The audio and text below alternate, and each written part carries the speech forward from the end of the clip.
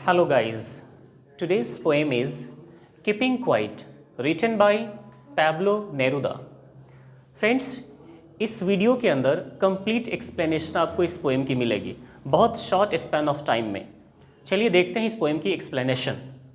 First of all, theme of this poem, इस poem की theme को पहले डिस्कस करते हैं।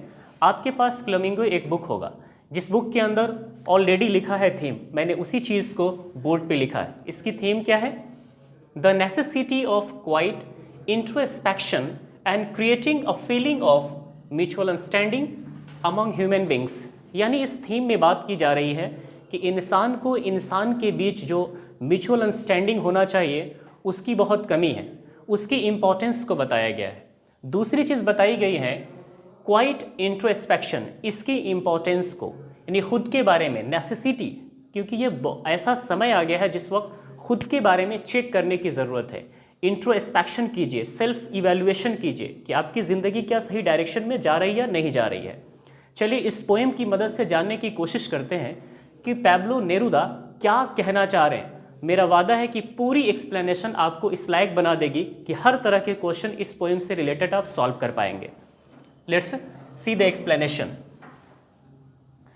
Now we will count 12। Now we will count 12।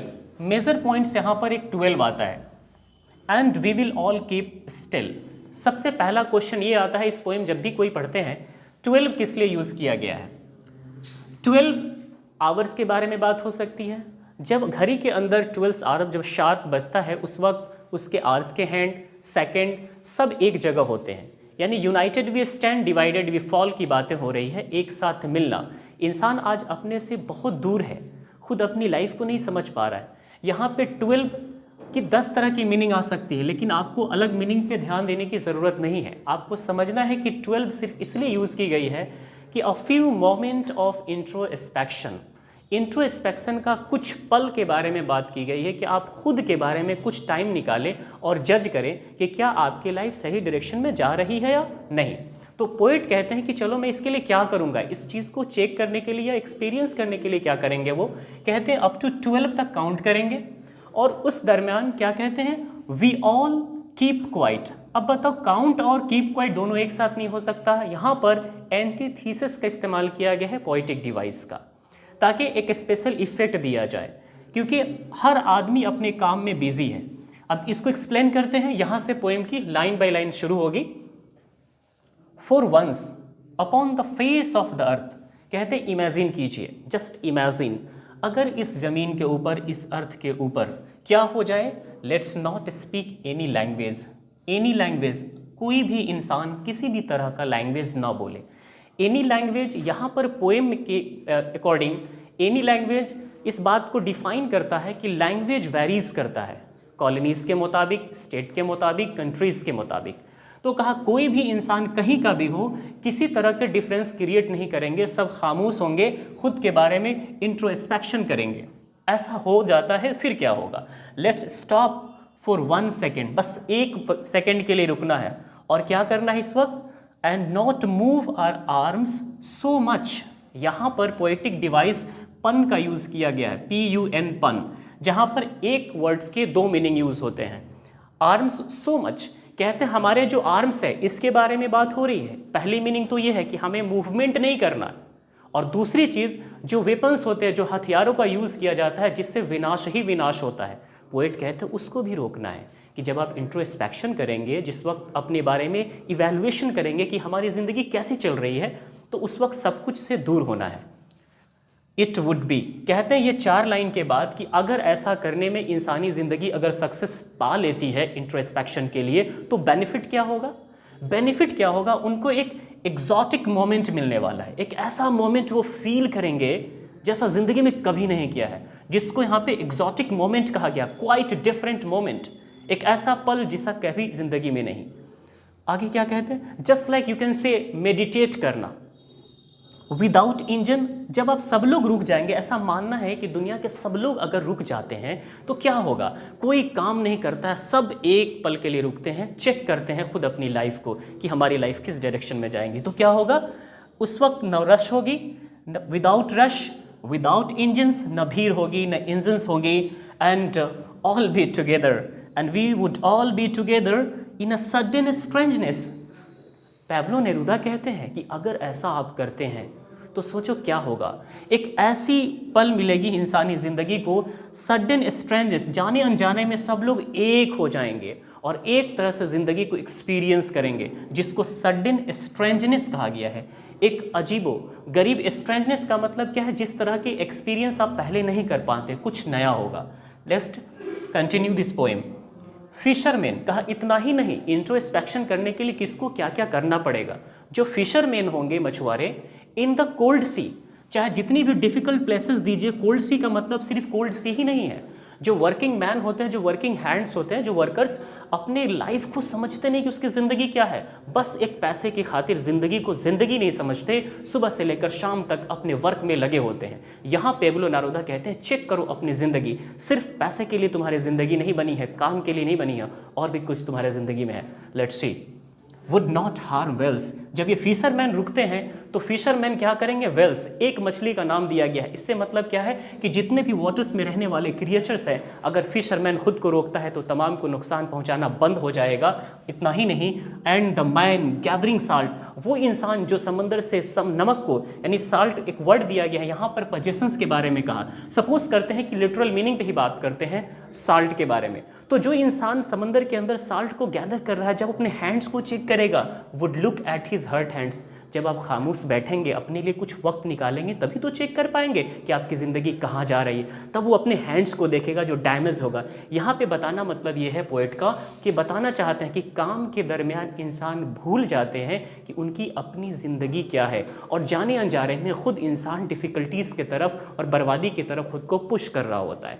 इसलिए पोएट कहते हैं चेक करो, इंट्रोस्पेक्शन करो कि तुम्हारी ज़िंदगी किस डायरेक्शन में जा रही है। Now those who prepare words. अब यहाँ पे पोएट क्या कहना चाहते हैं कि जरा याद करो उन लोगों को जो लोग वॉर के लिए लोगों को सिखाते हैं या लोगों को ट्रेनिंग देते हैं। Those who prepare green words, Wars with gas, और वो नॉर्मल वॉर के बारे में नहीं कह रहे हैं, वॉर ग्रीन वर्ड्स, जो हमारा नेचर से रिलेटेड वॉर होता है, डिफॉरेस्टेशन, पेड़ों को काटना, तरह तरह की दिक्कतें, तो war green Wars, Wars with gas, आपने भोपाल ट्रेजेडी का नाम सुना होगा, गैस जिसके बारे में, और वॉर्स विद फायर, वॉर्स के अंदर फायर यानी बहुत तरह की आग लगाई जाती है, बम का यूज़, डिफरेंट टाइप के वेपन्स यूज़ किए जाते हैं, यानी सिंपल से आप कह सकते हैं कि बर्बादी ही बर्बादी। तो कहते हैं विक्ट्री विथ नो सर्वाइवर। कहा आखिरी में विक्ट्री विथ नो सर्वाइवर। जंग का कंक्लूजन क्या है? जीत तो होगी, विक्ट्री, जीत होगी विथ नो सर्वाइवर। वो जीत ही क्या जिसमें इंसानी ज़िंदगी तबाह हो जाए, बर्बाद हो जाए। आपने जापान के बारे में सुना होगा, हिरोशिमा पर जो अटैक हुआ था, आज भी उसका इम्पैक्ट वहाँ के लोग फील करते हैं। यानी जीत हासिल वैसा क्या करना जब ज़िंदगी ही ना बचे, यानी अपनों से क्या लड़ना। सब इंसान है, इंसान को इंसान समझने की कोशिश कीजिए। पेब्लो नेरूदा इसी कॉन्सेप्ट को कहते हैं कि क्रिएट करो, आप समझो कि लाइफ क्या है। आगे कहते हैं कि अगर ऐसा होता है, विक्ट्री विथ नो सर्वाइवल, मतलब इस चीज़ के पीछे लोग कंफ्यूज हैं, विक्ट्री विथ नो सर्वाइवल, क्योंकि लोग अगर समझ जाते हैं, अगर इंट्रोस्पेक्शन करते हैं, तो उन्हें पता चलेगा कि आखिर वो क्या कर रहे हैं लाइफ में। खुद के लिए वक्त निकालने की बात की जा रही इस पोएम के अंदर। आगे कहते हैं would put on clean clothes and walk about with their brothers in the shade doing nothing. कहा कि ऐसा होता है ना, क्लीन क्लोथ्स मतलब साफ कपड़े से ही मुराद नहीं है, साफ कपड़े के बारे में बात नहीं की गई है। यहाँ एक ऐसा इंसान जो अपने गलत एक्शन से जो लोगों का जान लेते हैं। आप देखेंगे वॉर के दरमियान, सपोज करते हैं स्टैब किया, किसी ने किसी को चाकू मारा, पूरे जिस्म में ब्लड्स भर जाएंगे, तो कहा कि स्टेंस यानी कपड़ों के ऊपर जो दाग धब्बे लगे होते हैं, वो वैसे लोगों का कि जो जंग में शामिल होते हैं, जो एक दूसरे की लाइफ लेने की कोशिश करते हैं। तो लड़ाई के दरमियान कुछ भी हो सकती है। तो कहा कि क्या होगा अगर इंट्रोस्पेक्शन कर लेते हैं, ज़िंदगी को चेक कर लेते हैं, तो आप क्या करोगे? तमाम गलत कामों से, एक दूसरे से लड़ना, एक दूसरे के पीछे पड़ना, इन तमाम चीज़ों से आप दूर आओगे, एक शरीफ इंसान बन जाओगे, जिसको क्लीन क्लॉथ्स कहा। और कहा फिर क्या होगा? Doing nothing in the shade of doing nothing. आप कुछ नहीं करोगे, कुछ नहीं करोगे इन द सेंस आप जिंदगी के जीने के लिए जो काम मिला है, जो रिक्वायर्ड थिंग्स है, आप सिर्फ वही करोगे, गलत कुछ नहीं करोगे। इसलिए इस लाइन को आगे की स्टैंजा में पोएट ने क्लियर किया है। What I want should not be confused with total inactivity poet Pablo Neruda ये नहीं कह रहे हैं कि हमें बिल्कुल इनएक्टिव हो जाना है, हमें सिर्फ इंट्रोस्पेक्शन के लिए वक्त निकालना है। और यकीन मानो अगर आप ऐसा वक्त निकाल लेते हो तो लाइफ को चेक कर पाओगे। आखिर वो कहना क्या चाह रहे हैं पोएट? कंटिन्यू मैं करता हूं एक्सप्लेनेशन को। I stand for the poet, I want no truck with death. वो मौत नहीं चाहते, वो ये नहीं चाहते कि इतनी मौत हो, इतनी लड़ाई हो कि लोग ट्रक जैसे बड़े बड़े कैरियर्स में लोड होकर के डेड बॉडी को ले जाया जाए, क्योंकि जंग में देखा नहीं जाता कितने मरते हैं, अनकाउंटेबल, आप काउंट नहीं कर सकते हैं, इतनी जानें चली जाती है। वो कहते हैं इसे स्टॉप करो, इसे रोको। If we were not so single minded, इसका रूट कॉज क्या है कि हम लोग सिंगल माइंडेड है, खुद अपनी बेनिफिट को देखते हैं, यही सबसे बड़ा रूट कॉज है। इसलिए दूसरे से जलते भी हैं, दूसरे के पीछे लगे होते हैं, तमाम कमियां इसी वजह से होती है। सिंगल माइंडेड, खुद के बारे में सोचना रोको, ये पोएट की ख्वाहिश है, उसकी तमन्ना है। About keeping our lives moving, सोचते हैं कि बस एक मैं ही तो हूँ, मेरी ही तो ज़िंदगी है, बाकी किसी की नहीं। अपनी ज़िंदगी के बारे में सिर्फ सोचना बंद करो। Each and every man has twin obligation. The first one is related to our personal life and the second one is related to our society and nation. We must have to do the same. आगे देखते हैं। And for once could do nothing. When once could do nothing, perhaps a huge silence. कहते अगर ऐसा हम करते हैं, कुछ नहीं करेंगे, huge silence होगा। एक तरफ से huge silence, उसमें क्या बेनिफिट होने वाली है? Might interrupt this sadness. कहा सुनो कि अगर आप ऐसा नहीं करते हैं, लाइफ को इंट्रोस्पेक्शन में नहीं ले जाते हैं, चेक नहीं करते हैं कि आप किस डायरेक्शन में जा रहे हैं, तो शायद जाने अनजाने में बहुत बड़ी आपसे भूल होने वाली है।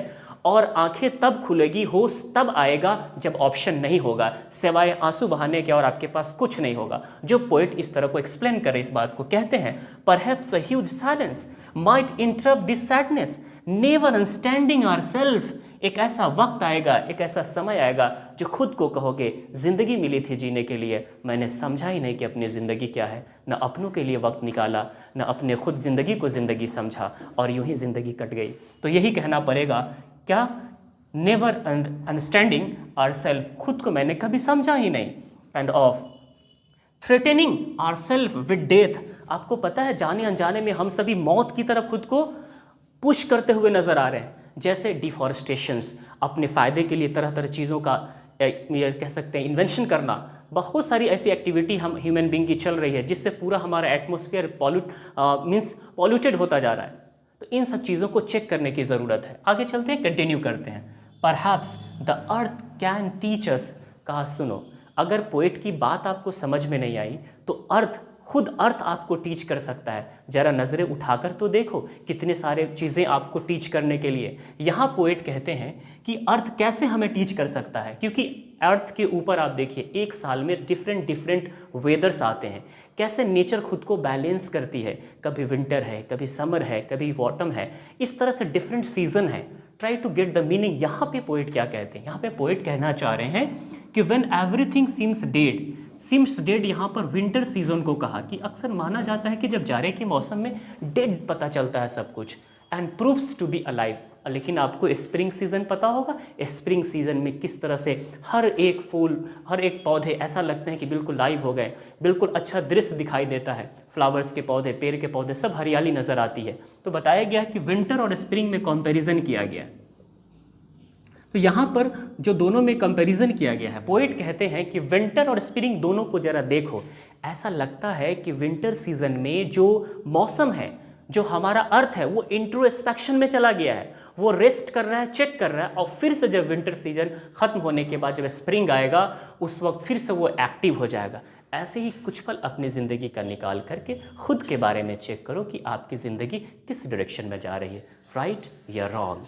अगर आगे कहते हैं, उनकी बात समझाने का यहाँ पे हुआ ख़त्म। यहाँ पोएट कहते हैं कि चलो अब मैं, नाउ आई, यानी पोएट तो चले इस काम को करने, आगे आपकी बारी। Thank you so much, see you in the next video.